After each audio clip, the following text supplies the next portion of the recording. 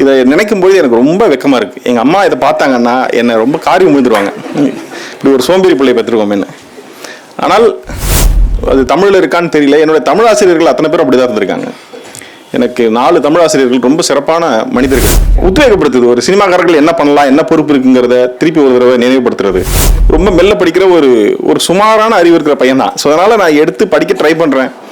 மிக அடர்த்தியாக இருக்குது. அனைவருக்கும் என்னுடைய பணிவான வணக்கங்கள். பெரியவர்களெல்லாம் இருக்கிற நேரத்தில் நான் இங்கே பேசுகிறது அவ்வளோ சரியாக இருக்குமான்னு தெரியல. நான் பொதுவாக இந்த மாதிரி பொது நிகழ்வுகளுக்கு வர்றதும் இல்லை, வர அளவுக்கு எனக்கு ஒன்றும் தகுதி இருக்கிறதா நினைக்கல. தோடர் இந்த புத்தகத்தை கொடுத்து வெளியீட்டுக்கு வாங்கன்னு சொன்னபொழுது என்னுடைய முதல் பயம் வந்து நான் அதுக்குள்ளே படித்து முடிச்சிட முடியுமா அப்படிங்கிறதான். அவர் முன்பே கொடுத்துட்டாரு. ஏன்னா என்னால் முழுசாக படிக்க முடியல. நான் படித்த வரைக்கும் ரொம்ப வியந்து, இன்னொரு விஷயம் நம்ம லேட்டாக பேசுறதுல இருக்கக்கூடிய இன்னொரு விஷயம் என்ன, நம்ம சொல்லணும்னு நினைக்கிற விஷயங்களை எல்லாரும் முன்கூட்டியே பேசிட்டு போயிடுறாங்கிறதான். கடற்கரை சொன்னது போல் நான் ரொம்ப வியந்தது வந்து ரொம்ப ஹைப்பர் லிங்க் ஸ்டைலில் எழுதுனது. ஒன்றை தொட்டு இன்னொன்று, அதை தொட்டு இன்னொன்றுன்னு. என்னுடைய இந்த குணம் வந்து அது தமிழில் இருக்கான்னு தெரியல. என்னுடைய தமிழ் ஆசிரியர்கள் அத்தனை பேர் அப்படி தான் இருந்திருக்காங்க. எனக்கு 4 தமிழ் ஆசிரியர்கள் ரொம்ப சிறப்பான மனிதர்கள். ஓரளவுக்கு வாழ்க்கையில் நல்லா இருக்கிறதுக்கு அந்த 4 பேர் காரணமாக இருக்குது. நான் அவர்கள் பேரை சொல்ல விரும்புகிறேன். நான் சாந்தோமில் படித்தேன், சாந்தோம் ஹையர் செகண்டரி ஸ்கூலில். ஐயா திரு பழனிவேல், அப்புறம் ஐயா திரு ராயப்பன், அப்புறம் ஐயா திரு சோமசுந்தரம், அப்புறமா தண்டமிழ் கொண்டல் சுவாமிநாதன் அப்படின்னு 4 பேர் எனக்கு தமிழ் சொல்லிக் கொடுத்தாங்க. இவர்கள் என்றைக்குமே மற்ற ஆசிரியர்கள் வந்து ஆங்கில ஆசிரியர் வந்து ஆங்கிலம் சொல்லிக் கொடுப்பார், கணித ஆசிரியர் கணிதம் சொல்லிக் கொடுப்பார், வேதியியல் ஆசிரியர் இயற்பியல் ஆசிரியர்கள் அவங்களுடைய சப்ஜெக்ட் சொல்லிக் கொடுக்குறாங்க. ஆனால் தமிழ் ஆசிரியர்கள் மட்டும்தான் தமிழும் வாழ்வியலும் மனிதர்களும் மனித மனங்களும் இப்படின்னு ஒன்றை தொட்டு ஒன்று சொல்லிக்கிட்டே இருக்கிறாங்க. நான் சொன்ன என்னுடைய ராயப்பன் அப்படிங்கிற என்னுடைய ஆசிரியர் வந்து சிலப்பதிகாரம் சொல்லிக் கொடுக்க போய் அங்கேருந்து மணிமேகலை பற்றி சொல்லி, அது பாடப்புத்தகத்தில் அப்போ அந்த வருஷத்துக்கு இல்லை, ஆனால் அதை பற்றி சொல்லி, அங்கேருந்து ஆபுத்திரன் கதைக்கு போயிட்டு ஆபுத்திரன் கை அமுதசுரபி கதையை சொல்ல போய் அங்கேருந்து பார்ப்பார் அகத்திலே பார்ப்போசு 5 ஒரு பாட்டு ஒன்று இருக்குது, அதை சொல்லி, அதுக்கப்புறமா அந்த பாட்டிலிருந்து பிணத்தின் மீது போற்றப்பட்ட ஆடை தூய்மையானது, எச்சில் தூய்மையானது, வாந்தி தூய்மையானது, இப்படி ஒரு பாட்டை சொல்லி அது ஒரு விடுகதையை சொல்லி இது என்ன அப்படின்னு கேட்டு இப்படி எங்களை வந்து லேட்டரல் திங்கிங் அதுக்கு பழக்கினவங்க நம்முடைய தமிழ் ஆசிரியர்கள். அப்படி இந்த புத்தகம் வந்து ஒன்றை தொட்டு ஒன்றுன்னு விரிந்துக்கிட்டே போகுது.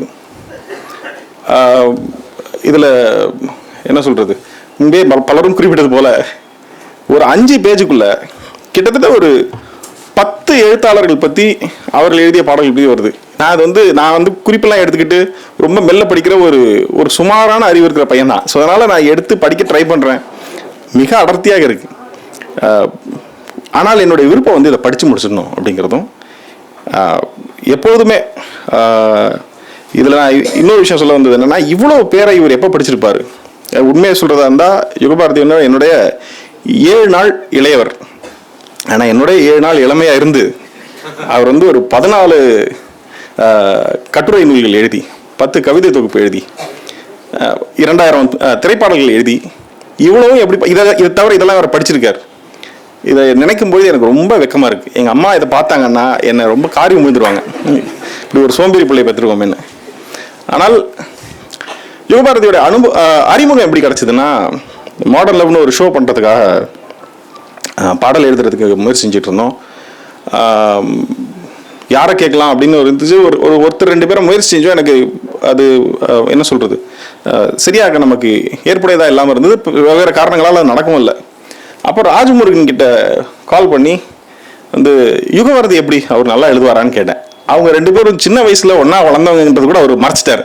பிரமாதம் எழுதுவாருன்னு சொல்லி, உங்களுக்கு அவருக்கு நல்லா செட் ஆகும்னு சொல்லி என்ன அவரோட கோத்து விட்டார். அப்படி நாங்கள் அவரோட பேசிட்டு, எப்பவும் போல் சினிமாவில் இருப்பவங்க போல் எங்களுக்கு அவ்வளோ வசதி இல்லை, காசு இல்லை, இந்த ப்ராஜெக்ட் கொஞ்சம் கஷ்டமாக தான் பண்ண வேண்டியிருக்குன்றதையும் சொல்லி, அவர் கேட்டதுக்கு 1/6 6ல் 1 பங்கு கொடுத்தோன்னு நினைக்கிறேன் எனக்கு தெரிஞ்சு. பேசி அவர் வந்து பாடல் எழுதுறேன்னு ஒத்துக்கிட்டாரு. எழுதி அவர் அனுப்புனா எனக்கு ஒரு 3 வெர்ஷன் அனுப்புகிறார். நான் 3 வெர்ஷனும் படிச்சுட்டு அவருக்கு ஃபோன் பண்ணி இது கொஞ்சம் இப்படி இருக்கலாமா அப்படி இருக்கலாமா நான் எதை கேட்டுட்டு இருந்தேன். அவர் நீங்கள் எங்கே இருக்கீங்க அப்படி கேட்டேன்னா அலுவலகத்தில் இருக்கேன். நான் அங்கேயே வந்துடுறேன்ட்டு வந்துட்டார். வந்து கையோட இருந்து எழுதி கொடுத்தாரு. உங்களுக்கு எதுக்கு இந்த கவலை அப்படி சொல்லி எழுத ஆரம்பித்தார். அதுக்கப்புறம் 13 பாடல்கள் கூடவே அமர்ந்து எழுதி கொடுத்தார். அந்த பாடல்கள் எழுதி கொடுத்தாருங்கிறத தாண்டி அவர் கூட நான் பேசிய அந்த பேச்சுக்கள், அந்த பேச்சின் போது அவர் வந்து எப்படி வந்து தயக்கத்தோடு இருக்கிற ஒரு இளைஞனை நண்பன் உந்தி தள்ளி போய் அந்த பொண்ணுக்கிட்ட பேசு அப்படின்னு சொல்லி, இப்போ பேசலாம் எப்போ பேச போற அப்படின்னு சொல்லி உந்துவார்களோ, அப்படி இவர் என்னை உந்தி தள்ளி இளையராஜாவுடன் போய் பணியாற்ற அல்லது சேர்ந்து பணியாற்றும்படி என்னை உந்தி தள்ளியவர். அதில் முக்கியமானவர், முதன்மையானவர் மிஷ்கின். அவர் முதல்ல இருந்து என்னை புஷ் பண்ணிட்டு இருக்காரு. ஆனால் இவரும் வந்து என்ன அந்த கடைசி புஷ் இவர் தான். நீங்கள் போய் பண்ணுங்க, நான் ஒர்க் பண்ணியிருக்கேன், நானும் கூட வரேன், உங்களுக்கு எல்லாம் நல்லபடியாக நடத்தி தரலாம் அப்படின்னு சொல்லி வந்தார். அதுக்கப்புறம் மிகப்பெரிய அனுபவமாக இருந்துச்சு. அதுக்கு நான் அவருக்கு இந்த நேரத்தில் அவருக்கு நான் நன்றி சொல்லணும்னு நினைக்கிறேன். அதாவது நான் சொன்னது போல் நான் வந்து திரு பாலகிருஷ்ணன் ஐயாவுடைய பேச்சுக்களை பற்றி நான் கேட்டு ரொம்ப இன்ஸ்பயர் ஆகிருக்கேன். கருப்பணிப்புன்னு சொல்ல வேண்டியதே இல்லை. அவர் வந்து அவர் கமர்ஷியலான ஒரு பயங்கரமான ஸ்பீக்கர். அவர் மாசாக பேசுவார். இப்படி ஐயா திரு வேல்சாமியினுடைய பேச்சு எனக்கு ரொம்ப உத்வேகப்படுத்துது. ஒரு சினிமாக்காரர்கள் என்ன பண்ணலாம், என்ன பொறுப்பு இருக்குங்கிறத திருப்பி ஒரு தடவை நினைவுபடுத்துறது. இப்படி ஒரு லாலா கடையில் இருக்கக்கூடிய ஈக்கு கைகாலெல்லாம் இனிப்பு ஓட்டிக்கிற மாதிரி இங்கே வந்து நான் வந்து இந்த உணர்வை என் மேலே பூசிக்கிட்டேன். ரொம்ப மகிழ்ச்சியாக இருக்கு எனக்கு. ஆனால் உண்மையை சொல்கிற மாதிரி தமிழில் ஆழங்கால் பட்டவர்கள்லாம் இருக்கிற இடத்துல நான் வந்து கரையில் நின்று கால் நினைத்தவர்கள் அப்படியே உறக்க பேசும்போது தூரத்தில் இருந்து கேட்ட ஒரு சிறுவன் போல தான் நான் இருக்கிறேன். எனக்கு இது வந்து ரொம்ப அதிகமாக தெரியாததாக இருக்கேன். இந்த புத்தகத்தில் அவங்க சொன்ன நிறைய குறிப்புகள் இருந்தாலும் இவங்க சொன்னது போக மிச்சம் இருக்கு. ஏன்னா நான் மற்றதெல்லாம் குறிப்பெடுத்தது எதுவுமே பலன் இல்லை. ஆனால் இவங்க குறித்தது சொன்னது போல அதை தவிர என்னன்னா, ஒரு கவிஞனாக இருக்க போய் இவர் என்ன பண்றாருன்னா, இந்த எழுத்துக்கு நடுவில் சில ரொம்ப அழகான வரிகள் இருக்கு. காற்றாலை பகுதியில் காணாமல் கிடக்கின்ற ரத்தினங்கள் அப்படின்னு சொல்லி ஒரு வார்த்தை சொல்றார். இந்த மாதிரியான சொற்றொடர்கள், மெல்ல தலைவருடி மேலான ஆறுதலை நல்கும், இப்படி ஒரு சொற்றொடர் இருக்கு. அன்பென்பது வேற ஒன்றும் இல்லை, சின்ன தொடுதலும் சிலாகித்தலும் தான். இந்த மாதிரியான எழுத்துக்கள் ப்ரோஸில் இருக்கு இல்லையா, அது ரொம்ப அழகா இருக்குன்னு நம்புறேன். கவிதைகள் பற்றி எல்லாரும் சொல்லிட்டாங்கிறதுனால சொல்றதுக்கு எதுவும் இல்லாதனால இதை நான் சொல்றேன். இது தவிர நான் இந்த புத்தகத்தை எப்படி வந்து என்னை இளையராஜாவோட முந்தி தள்ளினாரோ அதே போல எனக்கு எப்போதும் தமிழை வந்து முறையாக கற்றுக்கணும், நல்ல முறையில் கற்றுக்கணும், அதாவது ஆழமாக கற்றுக்கணும்னு ஆர்வம் எப்போது இருந்திருக்கு. அதுக்கு காரணம் அம்மா, அதுக்கப்புறமா என்னுடைய தமிழ் ஆசிரியர்கள். அதை தவிர நான் என்ன நினைக்கிறேன்னா, தமிழர்கள் ஓரளவுக்கு அறிவில் கொஞ்சம் சிறந்து விளங்குறார்கள் பொதுவாக எல்லாரும் நம்புகிறோம். நமக்கு அட்லீஸ்ட் தெரியுது. இது வந்து ஒரு தற்புகழ்ச்சியாக கூட இல்லை. தமிழர்களுக்கு அப்படி ஒரு எண்ணம் இருக்குது, அப்படி ஒரு குணம் இருக்கிறத நாமளும் உணர்றோம். அதுக்கு காரணம் என்னவா இருக்கும்னு நான் யோசிச்சிருக்கேன். அதாவது தமிழில் வந்து இப்போ யானைன்னு ஒரு சொல்லுக்கு வந்து வேழம், கரி, களிறு, பெண் யானைக்கு பிடி, இப்படின்னு இவ்வளோ சொற்கள் இருக்கு. ஒரு வாக்கியத்தை கட்டமைக்கணும்னா பல விதமாக கட்டமைக்கலாம். இப்போ இது மாதிரி என்ன சொல்றது, ரொம்ப நுணுக்கமா சிந்திக்கிற திறன் இருக்கு இல்லைங்களா, அது சிந்திக்கிற தேவையை இந்த மொழி ஏற்படுத்தி தருதுன்னு நான் நம்புறேன். மற்ற மொழிகளில் இவ்வளோ நுணுக்கம் இருக்கான்னு எனக்கு தெரியல. ரொம்ப மொழிகள் தெரியலனாலும் மற்ற மொழிகளுக்கு ஓரளவுக்கு நேரடியாக இருக்கிறதா நினைக்கிறேன். இது வந்து இவ்வளோ அடர்த்தியாகவும் இவ்வளோ வெரைட்டி இருக்கிறதுனால இதில் நாம் ஒரு பெர்மிட்டேஷன் காம்பினேஷன் போட்டு பேசணும், அதை ப்ரிசைஸாக கம்யூனிகேட் பண்ணுங்கிற இந்த ஆர்வம் இருக்கிறதுனால நாம் இயல்பிலேயே கொஞ்சம் ஷார்ப்பாக இருக்கோமோ அப்படின்னு நான் நினைக்கிறேன். ஆனால் சமீப காலத்தில் என்ன சொல்றது, இதனால நான் வந்து இந்த இளையராஜாவிடம் எப்படி என்னை உந்தி தள்ளி அந்த அனுபவத்தை கொடுத்தாரோ அதே போல் சங்க இலக்கியத்தை நான் வந்து கற்றுக்கணும்னு நினச்சதில்ல. இதை படித்த போது என்ன நினச்சேன்னா, இவருக்கே ஒரு நல்ல தொகையை கொடுத்து எனக்கு ஆசிரியராக நியமிச்சுக்கிட்டு பார்ட் டைமாக அவர்கிட்ட தமிழ் கற்றுக்கலாமா அப்படின்னு யோசிச்சுட்டு இருக்கேன்.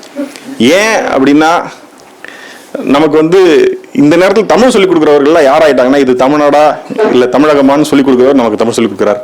திருக்குறள் என்ன இருக்குன்றது அவர் தான் சொல்லித் தரார். அப்படிப்பட்ட தமிழாசிரியர்கள்கிட்ட இந்த இப்படிப்பட்ட தமிழாசிரியர்கிட்ட வந்து நான் பெட்டர்னு நினைக்கிறேன். அந்த என்ன சொல்கிறது, அந்த பயணத்தில் நான் மட்டும் இல்லை, நிறைய பேர் தமிழ் கற்றுக்கணும்னு ஆர்வமாக இருக்காங்க. எனக்கு இணையா அல்லது என்னோட கூட அதிகமாக தமிழ் கற்றுக்கிட்டே தீர்வேன்னு ரொம்ப நாளாக ஒருத்தர் சொல்லிக்கிட்டு இருக்காரு. அவர் வந்து தமிழ் கற்றுக்கணும், எனக்கு தமிழராக பிறக்கல, ஆனால் தமிழ் கற்றுக்கணும் ஆர்வமாக இருக்குது, நான் அதை கற்றுக்கிட்டே தீர்வேன்னு சொல்லி அவர் இருக்கார். அவர் நல்லவர் தான், அவருக்கு படிக்கிறதுக்கு நேரம் இல்லை. ஆனால் இந்த தேர்தல் அவருக்கு அந்த ஓய்வை கொடுத்து தமிழை கற்றுக் கொடுக்கும் நம்பி இந்த வாய்ப்புக்கு நன்றி கூறி விடைபெறுகிறேன். நன்றி, வணக்கம்.